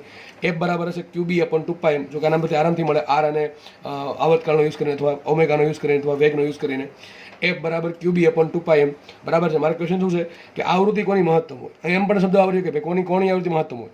અહીં શબ્દ એમ પણ વાપર્યો કે કોનો આવર્તકાળ મહત્તમ હોય. તો જેનું વસ્તુ કરે એનું તમારે સૂત્ર મૂકવું પડે. યાદ હોય તો મૂકવું પડે સીધું, અને યાદ ના હોય તો બનાવતા આવડવું જોઈએ. અને જેને બનાવતા ના આવડે, બરાબર છે, એને યાદ રાખવા સૂત્ર લખીને યાદ રાખો તો યાદ રહી જશે. એફ બરાબર છે ક્યુબી અપોન 2πm. વિચારો કે ભાઈ મારે આવૃત્તિ મહત્તમ જોઈતી હોય તો ચલો શું આમાં ચારે માટે સરખું શું છે? તો બી બધા માટે સરખા છે. કેમ? નિયમિત લંબગત ચુંબકીય એટલે બધે 4000 માટે બી કેવું છે? 4000 માટે બી સરખા છે, 4000 માટે 2π સરખા. તો વધુ શું? Q by m. તો F proportional to q by m. તમારે ચેક કરવાનું પ્રોટોન માટે ક્યુ કેટલા, એમ કેટલા. આવું હવે હું નહીં શીખવાડું કે ભાઈ ઘણી વખત બધું આવી ગયું છે ચેપ્ટર 1માં, અને એ સિવાય પરમાણુમાં આવી ગયું, ન્યુક્લિયસમાં આવી ગયું, અને આ ચેપ્ટરમાં તમને કીધેલ છે પ્રોટોનનો દળ કેટલું, વિદ્યુતભાર કેટલો, આલ્ફાનો દળ કેટલો, વિદ્યુતભાર કેટલું, ઇલેક્ટ્રોનનું દળ કેટલું, વિદ્યુતભાર કેટલું, અને હાઇડ્રોજનનો જે સમસ્થાનિક છે ડ્યુટેરન અથવા હાઇડ્રોજન આપી દઈએ, બરાબર? અથવા એ તમને ટ્રિટિયમ આયન પણ આપી દે, કોઈ પણ ઓપ્શન આપશે. તો એના બધાના દળ અને વિદ્યુતભારનો ગુણોત્તર તમને આવડવો જોઈએ. જેના માટે ક્યુ બાય એમ મોટું હશે એની આવૃત્તિ મહત્તમ આવશે. તમારે જાતે વિચારવાનું છે. એ શબ્દ એમ વાપરે કે ભાઈ આવર્તકાળ કોનો મહત્તમ હોય? સીધી વાત છે. સૂત્ર મૂકીશું આંધું ઊંધું, કારણ કે ટી બરાબર લખાય 1/8. સૂત્ર આવશે 2πm by Q, 2πm upon Q B, sorry 2πm upon Q B. B સરખા 2π સરખા, વધુ શું? M by Q. તો એમાં તમે શું ચેક કરવાનું કે જેનું એમ ભાગ્યા ક્યુ કોનું વધારે આવે એનો આવર્તકાળ વધારે આવે. આ તમને જાતે આવડવો જોઈશે. નેક્સ્ટ ક્વેશ્ચનની વાત કરીએ. નેક્સ્ટ ક્વેશ્ચન આવું કે કહે છે 2-3 મીટર પર સેકન્ડના વેગથી ગતિ કરતો ઇલેક્ટ્રોન. શું કીધું છે? એક ઇલેક્ટ્રોન છે, એનો વેગ કેટલો? સદિશ વી લખું છું. સદિશ વી છે 2 આઈ કેરેટ અને 3 જે. આ 3 જે કેરેટ, બરાબર છે? 2 આઈ કેરેટ અને 3 જે કેરેટ. આટલા વેગથી ગતિ કરતો એક ઇલેક્ટ્રોન શું કરે છે? તમને બી આપ્યું છે 4 કે કેરેટ ટેસ્લા. આ મીટર પર સેકન્ડમાં આપ્યું, બરાબર? વેગ અને બી આપ્યું તમને 4 કે કેરેટ ટેસ્લા. ઓકે, ટૂંકમાં ધન ઝેડમાં છે અને વેગ ક્યાં છે? એક્સ અને વાય દિશામાં છે. ઓકે, એક્સ વાય સમતલમાં છે અને બી છે ક્યાં? ઝેડ અને લંબ, એટલે એક્સ વાય સમતલને લંબ છે. ટૂંકમાં જોઈને તમને લાગવું જોઈએ, આ જોઈને તમને આઈડિયા આવી જોઈએ કે સદિશ વી લંબ છે સદિશ બીને. ખબર પડે કે ન પડે? અરે ભાઈ આ એક્સ ડાયરેક્શન વાય ડાયરેક્શનમાં છે, બરાબર છે? અને આ પોતે ઝેડ ડાયરેક્શનમાં, માત્ર ઝેડમાં જ છે, જો બીજું ક્યાંય નથી. ક્યાં છે? આ માત્ર ઝેડમાં છે. તો સીધી વાત છે બી અને બી એકબીજાને કેવા હશે? લંબ હશે. એકબીજાને સમાંતર તો છે જ નહીં, એકબીજાને કેવા છે? લંબ છે. લંબ છે તો સીધી વાત છે કે બે વચ્ચે શું લાગશે?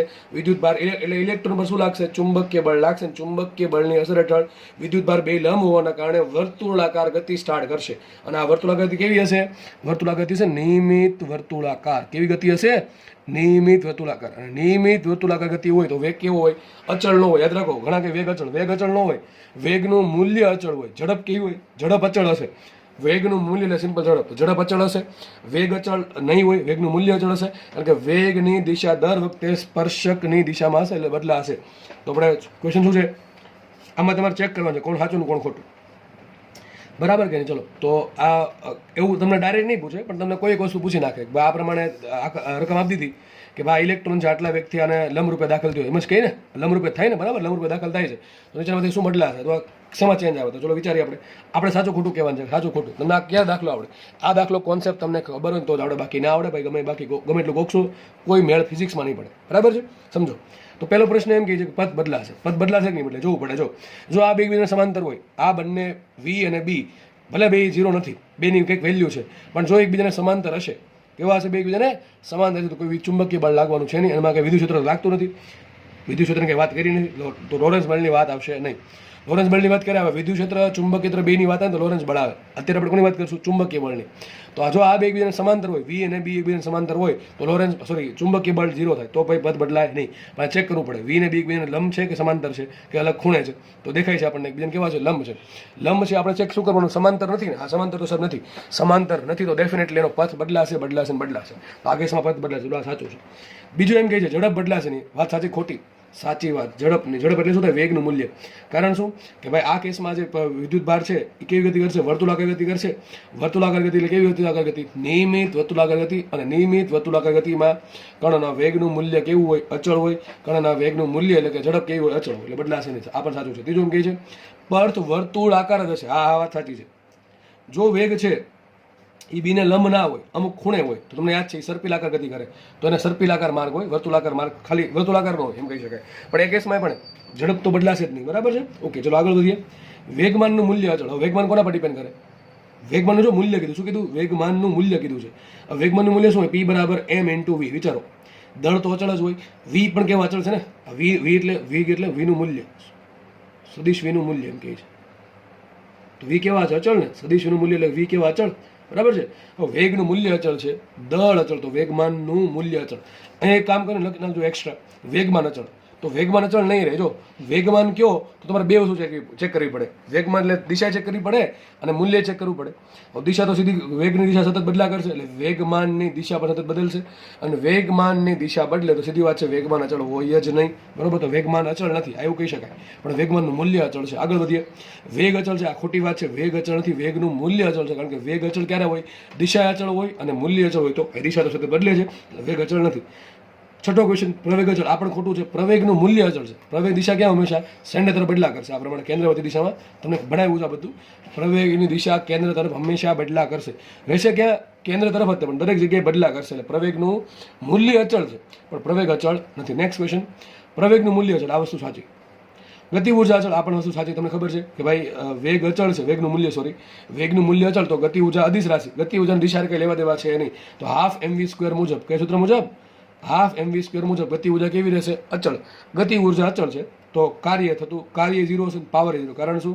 ગતિ ઉર્જા k અચળ છે, તો ડેલ્ટા k 0 આવશે. એવું લખજો તમે. ગતિ ઉર્જા k બરાબર અચળ, તો ડેલ્ટા k 0. અને કાર્ય ઉર્જા પ્રમેય w બરાબર ડેલ્ટા k, અને ડેલ્ટા k 0, તો કાર્ય પણ 0, અને કાર્ય ભાંગ્યા સમય શું કહેવાય? પાવર, તો પાવર એ 0. ટૂંકમાં ચુંબકીય ક્ષેત્ર દ્વારા અહીંયા જે ઇલેક્ટ્રોન ગતિ કરે છે, અથવા જે વિદ્યુત ભાર છે એ વર્તુળાકાર ગતિ કરે, જ્યારે v લંબ b ને હોય ત્યારે ખાલી વર્તુળાકાર ગતિ કરશે. એવા કેસમાં નિયમિત વર્તુળાકાર ગતિ થશે, અને આ કેસમાં એના પર કોઈ કાર્ય થશે નહીં, એની ગતિ ઉર્જા અચળ રહેશે, ગતિ ઉર્જાનો ફેરફાર 0 આવશે, અને પાવર એ 0 હશે. આ વસ્તુ મગજમાં રાખવી, તમને કોન્સેપ્ટ ક્લિયર થાય એટલા માટે દાખલો મૂકેલો છે. બાકી આવો દાખલો તમને આવડી જવા જોઈએ ડેફિનેટલી. નેક્સ્ટ દાખલો સોલ્વ કરીને આપણે લેક્ચરને પૂરો કરીશું. શું કહે છે? આ દાખલો જીમાં પૂછાયેલ દાખલો છે, અને આવા દાખલા વધારે પડતા જીમાં જ પૂછાય છે, બરાબર? શું કહે જો વિદ્યુત ભાર Q y બરાબર d આગળ તમને છે ને આકૃતિ આપેલી છે. ઉપર y એક્સિસ છે, એક્સ એક્સિસ અને ઝેડ એક્સિસ બહાર આવતી છે, બરાબર? ક્યાં હશે બહાર? આ પ્રમાણે પેજને લંબ બહાર તરફ આવતી છે. અંદર શું છે? માઇનસ ઝેડ હશે. શું કહે છે? જો વિદ્યુત ભાર Q y બરાબર d આગળ v i કેરેટ જેટલા વેગથી પ્રવેશે. v i કેરેટ મતલબ કે વેગ ક્યાં છે? ધન x અક્ષ દિશામાં. તો વેગ જો આમ દોરો છે, ધન x અક્ષ આમ જ છે ને, બરાબર? ધન x અક્ષ આમ છે, અને અહીંયાથી કણ છે પ્રવેશે છે. ક્યાંથી પ્રવેશે? y બરાબર +d. તો y બરાબર +d ક્યાં આવશે? અહીંયા આવશે કે નહીં? આ પોઈન્ટ શું હશે? y બરાબર d હશે. અહીંથી પ્રવેશે, ઇન શોર્ટ એમ કહે છે વેગથી પ્રવેશે છે. અહીં નિયમિત ચુંબકીય ક્ષેત્ર કઈ દિશામાં છે? ઝેડ અક્ષની દિશામાં અંદર તરફ. દેખાય છે કે નહીં? આ પ્રમાણે ચોકડી મારી છે, મતલબ બી ક્યાં હશે? પુસ્તકને લંબ અંદર તરફ. પુસ્તકને લંબ એટલે કે પેજને લંબ ડાયરેક્શન કઈ છે? ઝેડ છે. અંદર છે માઇનસ ઝેડ ને બહાર છે ધન ઝેડ, બરાબર? તો દેખાય છે આપણને ઋણ ઝેડ ડાયરેક્શનમાં આ પ્રમાણે બી લાગુ પાડેલ છે. હવે અહીં શું કહે છે? અહીં વિદ્યુત ભાર Q બીમાં ગતિ કરીને બહાર આવે, ટૂંકમાં શું કહે છે, ગતિ કરીને બહાર આવી પાક્કું છે. ગતિ કરીને બહાર આવે તેના માટે તમારે શોધવાનું છે પ્રવેગ. શું શોધવાનું છે? પ્રવેગ. પ્રવેગનું સદિશ સ્વરૂપ, ટૂંકમાં સદિશ એ શોધવાનું છે અને એનું મૂલ્ય શોધવાનું છે. અને એ લખ્યું છે અહીં, આ બહુ મહત્વની વાત છે દાખલો ગણવા માટે. અહીં mv બરાબર 2qb છે. સોરી ડી બરાબર, સોરી શું કહે છે અહીં, ડી બરાબર, ડી કયો? આ ડી, આ ડી જે છે ને વાય બરાબર ડી. ટૂંકમાં આ ડિસ્ટન્સ કેટલું છે? mv/2qb. આપણે દાખલો અહીંથી ગણવાનું સ્ટાર્ટ કરશું. એક પેજની મારે જરૂર પડશે, પેજ લઈ લઉં છું હું. તો ટૂંકમાં રકમમાં શું તમને આપ્યું છે? આ ડી જેટલા અંતરથી પ્રવેશ કરે છે, વી ધન એક્સ દિશામાં વેગ ધરાવતો એ પ્રમાણે. વિચારો બી ક્યાં લાગુ પડ્યું છે? કે માઇનસ કે કેરેટમાં. વેગ ક્યાં છે? આઈ કેરેટમાં. સીધી વાત છે, માઇનસ કે કેરેટ ને આઈ કેરેટ બીજાને કેવા હોય? લંબ હોય. એટલે કઈ ગતિ કરશે વિદ્યુત ભાર? સર્પિલાકાર કે વર્તુળાકાર? ખાલી વર્તુળાકાર. વર્તુળાકાર ગતિ કરીને અહીંથી બહાર આવે છે. વિચારો આની ત્રિજ્યાનું મારે શું જોઈતું છે? મારે જોઈશે આનું સેન્ટર. શું જોઈશે મારે? સેન્ટર જોઈશે. શું જોઈશે? સેન્ટર. કોનું? આજે વર્તુળાકાર ગતિ કરીને સેન્ટર જોઈએ. તો એના માટે મને હિન્ટ આપી છે. ડી બરાબર શું આપ્યા? mv/2qb. એક કામ કરે, ડી બરાબર mv/2qb છે ને, એક કામ કરો, 2 ને લાવો અહીંયા. તો સાબિત શું થયું? Implies that 2d is equal two mv/qb. પરંતુ તમને ખબર છે mv/qb શું કહેવાય? આર કહેવાય. શું કહેવાય? આર. તો સાબિત શું થયું? માટે ત્રિજ્યા. સાબિત શું થયું? માટે ત્રિજ્યા લખું છું, ત્રિજ્યા આર કેટલા છે? 2 ગુણ્યા ડી જેટલા. કેટલા છે? 2 ગુણ્યા ડી જેટલા. વિચારો ત્રિજ્યા કેટલી લેવાની? બમણે ડી કરતા. સીધી વાત, સેન્ટર ઉપર હોય નીચે હોય? વર્તુળાકાર ગતિ ભાઈ આમ જ કરવાનું ખબર છે. તો સેન્ટર નીચે હોય ઉપર હોય? નીચે જોશે. કેટલા અંતર હશે? ડી થી બમણા અંતર. સેન્ટર ક્યાં હશે? આ એનો એક પોઈન્ટ છે. આ વર્તુળનો પેલો પોઈન્ટ છે. વિચારો તમને વર્તુળનો કોઈ પોઈન્ટ ખબર હોય? આ બરાબર છે. ત્રિજ્યા ક્યાં હોય? હંમેશા અંદર તરફ કંઈક હશે નહીં કેન્દ્ર. બરાબર, આવું તમને કીધું હતું, હમણાં જ કીધું હતું.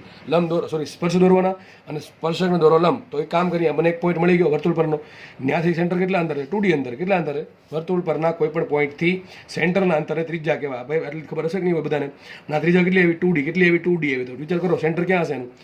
d થી ડબલ અંતર ને, d અહીંયા આટલું છે, n થી ડબલ અંતર. અહીંયા કંઈક થશે કે નહીં થાય? અહીંયા કંઈક મળે ત્રિજ્યા. તમને સેન્ટર મળી ગયું. સોરી આ અંતર કેટલું છે? આ અંતર d અને આ અંતર પણ d છે ને. જેટલું ડી અંતર હોય એટલું જ અંતર નીચે લઈ લઉં છું. જેટલું ઉપર ડી અંતર છે એટલું અંતર નીચે લઉં તો આમાં શું મળશે? આટલી થઈ ગઈ ત્રિજ્યા. વિચારો આટલી ત્રિજ્યા છે. એ લખું છું આર બરાબર 2d. શું આપ્યું? આર બરાબર 2d આપ્યું. આ તમને ડાયરેક્ટલી પણ આપી શકે, પણ આ લોકો ઇનડાયરેક્ટલી આપ્યું છે. તો એક કામ કરું, આજે આકૃતિ છે ને કંઈક સાઈડમાં દોરું છું. એક આકૃતિ આવી બની આપણી. આ ત્રિજ્યા આર બની કે ન બની? આ સેન્ટર બન્યું. આ બની ગયું આર બરાબર 2d અને અડધો ભાગ ઉપર શું છે? ડી છે, નીચે છે ડી. વર્તુળ કેવું બનશે? કે આવું બનશે ને. આ સેન્ટર બને એ પ્રમાણે, કે આ પ્રમાણે બનશે વર્તુળ. બરાબર કે નહીં? આપણે આખા વર્તુળનું કોઈ કામ નથી. બરાબર, આપણે જો અહીંયા આપણે આ પોઈન્ટ અહીંયા છે, આ પોઈન્ટ પર શું છે? જો આટલા અંતર y બરાબર d છે અને તમે શું કહે છે? વિદ્યુત ભાર છે એ બી માંથી ગતિ કરીને બહાર આવે. ટૂંકમાં અહીંથી બહાર નીકળશે ને. અહીંથી બહાર નીકળી જશે, કારણ કે અહીંયા તો બી લાગુ પડ્યું નથી. તો એ પોઈન્ટ ક્યાં હશે? વિચારો, એ પોઈન્ટ આપણે અહીંયા કંઈક હશે. વિચારો હશે કે નહીં? જો દેખાય છે? દેખાય કે નહીં? આટલો ભાગ દેખાય છે કે નહીં? બધાને દેખાવો જોઈએ. તો આ અંતર y બરાબર d છે ને, તો અહીંયાથી પ્રવેશો છે. આ પ્રમાણે વર્તુળાકાર ગતિ કરીને બહાર અહીંથી કંઈક, સોરી આ પ્રમાણે વર્તુળાકાર ગતિ કરત, આ પ્રમાણે વર્તુળાકાર ગતિ કરત, પણ ક્યારે? સમગ્ર વિસ્તારમાં નીચે પણ જો બી હોત ને આ પ્રમાણે લાગુ પડેલ, તો પણ બી થોડાક જ ભાગમાં લાગુ પડેલ છે. કેટલા ભાગમાં? y બરાબર d ભાગમાં. એટલે શું કરશે? હવેથી બહાર નીકળીને પછી આમ ગતિ કરશે સીધી. તો અહીંથી બહાર આવશે. અહીંથી બહાર તને વેગ ક્યાં હશે? આ પ્રમાણે હશે કે નહીં હોય? આ થઈ ગયો એનો વેગ, આ થઈ ગયો પ્રારંભિક વેગ. વિચારો, આ થઈ ગયો પ્રારંભિક વેગ અને આ થઈ ગયો અંતિમ વેગ. વિચારો તો અંતિમ વેગ અહીંયા હશે કે નહીં હોય? અને તમને આમે ખબર પડે. તમને આ પોઈન્ટ મળો, તમને લંબ ડ્રો કરો. લંબ ડ્રો કરશો તો અહીં નીકળશે કે નહીં નીકળે? એક પોઈન્ટ આ મેળવો અને આને લંબ ડ્રો કરો, એ પોઈન્ટ અહીંયા મળશે. તો વિચાર કરો, બે લંબને જ્યાં ભેગા થાય એને શું કહેવાય? એને કહેવાશે તમારું કેન્દ્ર સી. વર્તુળનું કેન્દ્ર સી. મળશે કે નહીં મળે? આ દિશા છે, વેગ છે, આ પોઈન્ટ બધે સ્પર્શક ક્યાં છે? આ છે. એને લંબ ડ્રો કરવા તો અહીંયા કંઈક લંબ હશે અને આ પોઈન્ટ પાછી બહાર નીકળે. એને લંબ ડ્રો કરો તો આને લંબ આવશે અહીંયા કંઈક. દેખાય કે નહીં? તો આ ભેગા થશે જ્યાં, એ શું બનશે? વર્તુળનું કેન્દ્ર. આમે ખબર પડે વર્તુળનું કેન્દ્ર ક્યાં બનશે? આર બરાબર 2d અંતરે. ક્યાં બનશે? આર બરાબર 2d અંતરે. હવે ક્વેશ્ચન શું છે ભાઈ? ક્વેશ્ચન એમ છે કે પ્રવેગ શોધો. યાદ કરો. આ ગતિ કેવી છે? વર્તુળાકાર કે નહીં? બરાબર, કેવી ગતિ છે? નિયમિત. ભલે થોડાક ભાગમાં થાય છે, પણ આટલા ભાગની ગતિ કેવી છે? નિયમિત વર્તુળાકાર ગતિ છે. યાદ કરો, નિયમિત વર્તુળાકાર ગતિમાં શું હતું? મને કે આ વર્તુળ છે, સિમ્પલ દોર દઉં છું. તો કેન્દ્રમાં આપણે આટલો ભાગનું કામ છે, આટલા ભાગનું કામ છે. માનો કે આટલા ભાગનું સમજો. આમાં પ્રવેગ ક્યાં હોય? યાદ કરો, નિયમિત વર્તુળાકાર ગતિમાં પ્રવેગ ક્યાં હોય? કેન્દ્ર તરફ. ક્યાં હોય? કેન્દ્ર તરફ. તો આ મળી ગયો સદિશ એ. તો બસ મારે એ જ કામ. એનો હવે શું કરી નાખીએ? વહીવટ કરી નાખીએ. વિચારો ક્યાં પ્રવેગ શોધવાનું છે? તો જ્યારે બી માંથી ગતિ કરીને બહાર આવે ત્યારે તેના માટે પ્રવેગ શોધવાનો છે. એક કામ કરે, પ્રવેગ તો અહીંયા હશે ને, અહીંયા બહાર આવે છે તો આ પોઈન્ટ પાસે પ્રવેગ શોધવાનો. વિચાર કરો, આ થઈ ગયો પ્રવેગ. પ્રવેગ ક્યાં હશે? હંમેશા પ્રવેગ હશે એનો કેન્દ્ર તરફ. તો આ થઈ ગયો એ. હવે એ શોધવાનું છે. એ ડાયરેક્ટ મળે છે ને એનો મારે શું જોઈએ? સદિશ સ્વરૂપ. સદિશ સ્વરૂપ માટે શું કરવું પડે? ઘટક પાડવા પડે. વિચારો, એક ઘટક અહીંયા હશે, એક ઘટક અહીંયા હશે. એક્સ ઘટક ને એક્સ ડાયરેક્શનમાં છે કે નહીં? એ ઘટક ક્યાં હશે? ઋણ વાયમાં. દેખાય છે ક્યાં છે? સોરી, એક ઘટક છે ઋણ એક્સમાં ને, કારણ કે આ ધન એક્સ છે, આ ઋણ એક્સમાં છે. બીજો ઘટક ક્યાં છે? એ પણ ઋણ એક્સમાં છે. ભાઈ આકૃતિ મેં આખી બનાવી નાખી છે. તમને કદાચ હું PDF આપું તમને સીધી આકૃતિ ખબર ન પડે. અત્યારે આ આકૃતિ થોડી દોરતા જ આવી તમારી રીતે. તો મારે શોધવાનું છે પ્રવેગના ઘટક. હવે પ્રવેગના ઘટક શોધવા માટે મને ખબર પડી એક ઋણ એક્સમાં આવ્યો ને એક ઋણ વાયમાં આવ્યો. તો દિશા મળી ગઈ મને. પ્રવેગનું સદી સ્વરૂપ છે, દિશા મને મળી ગઈ. પ્રવેગનો ઘટક ક્યાં છે? ઋણ એક્સમાં. બીજો ઘટક ક્યાં છે? ઋણ વાયમાં. બરાબર છે? દિશા મળી ગઈ. બાકી કોનું કામ છે? હવે મૂલ્યનું ઘટકનું મૂલ્ય ક્યાંથી મળે? ઘટકનું મૂલ્ય મળે આપણને સિમ્પલ. એના માટે થીટા જોઈએ. શું જોઈએ મારે? થીટા જોઈએ. થીટા ક્યાં? ધારો કે થીટા છે, આ છે થીટા. વિચારો આ ડિસ્ટન્સ શું આવશે? આ ડિસ્ટન્સ ત્રિજ્યા આર ને, બરાબર કે નહીં? આ શું છે? ત્રિજ્યા આર. આ શું છે? ડી. હવે જેટલું આર છે અડધું ડી છે ને. એક કામ કરું, સાઈડમાં દોરું છું પેજમાં, જેથી તમને વ્યવસ્થિત સમજાય ભાઈ. બરાબર છે? ઓકે, વિચારો. જો આ ત્રિકોણ બનાવું છું નીચે, પણ હજી કહું છું જેને ડાયરેક્ટલી આકૃતિ દોરતા નહીં આવડે પીડીએફમાંથી જોઈને એ જોડે જોડે થોડુંક બનાવતા જાવ. આ થઈ ગયું ડી, આ થઈ ગયું આર. બરાબર કે નહીં? આ શું છે? ત્રિજ્યા છે કે નહીં? આ પણ ત્રિજ્યા આર છે અને આ પણ ત્રિજ્યા આર જ છે. તો આર બરાબર કેટલા? 2D છે. એટલે સાબિત કર્યું. મને આ ખૂણો થીટા છે.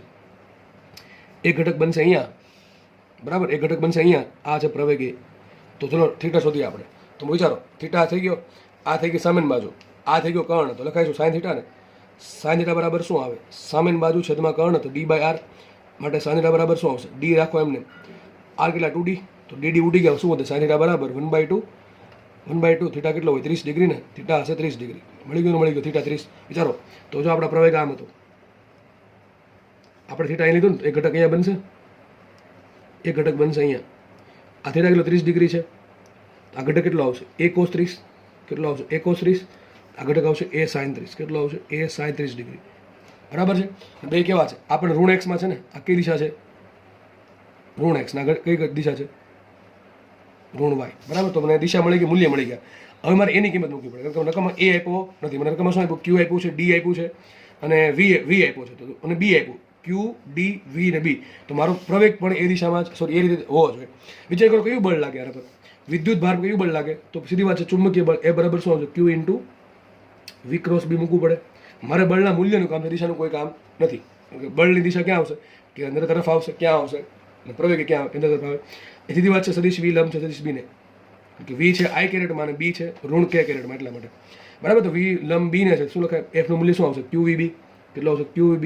મારે કામ છે પ્રવેગનું. પ્રવેગ બરાબર શું આવશે? બળ ભાગ્યા દળ. સિમ્પલ. F/m. તો શું આવશે? QVB/m. તો ચલો પ્રવેગનું મૂલ્ય મળી ગયું.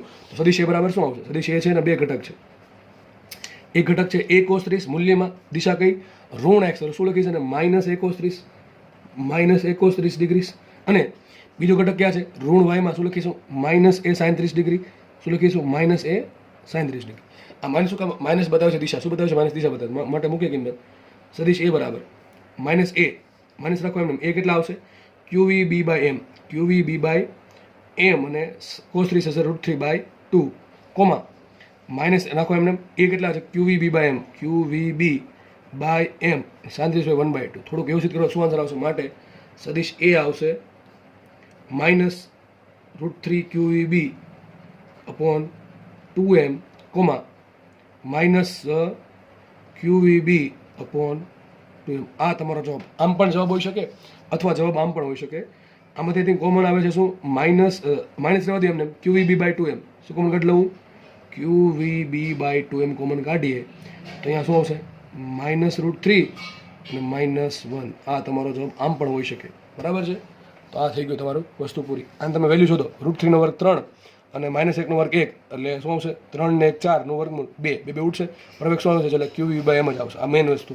અને મૂલ્ય એટલું જ આવશે. પ્રવેગનું મૂલ્ય હશે QVB/m જેટલું. ડાયરેક્શન હશે ક્યાં? ઋણ એક્સ અને ઋણ વાય તરફ. એટલે ભેગું ક્યાં આવશે? વિચારો આ બાજુ હશે. બરાબર? આ પ્રમાણે આવશે. દાખલો આઈ થિંક ઇઝી છે, સારો છે, પણ આમાં થોડું ઘણું બધું શીખવા તમને મળ્યું હશે આમાં. અથવા ઘણા બધા કોન્સેપ્ટ આમાં ક્લિયર થવા જોઈએ તો દાખલા આવા આવડે, બાકી આવડે નહીં. દાખલો ઘણો ઇઝી છે મારા મતે. દાખલામાં નવીન કાંઈ નથી. પ્રવેગ શોધવાનો છે. પ્રવેગ એટલે મળે બળ ભાંગે દળ પરથી. અને પ્રવેગ સદિશ રૂપે માંગ્યો છે. મતલબ કે એનું મને દિશા પણ જોઈશે.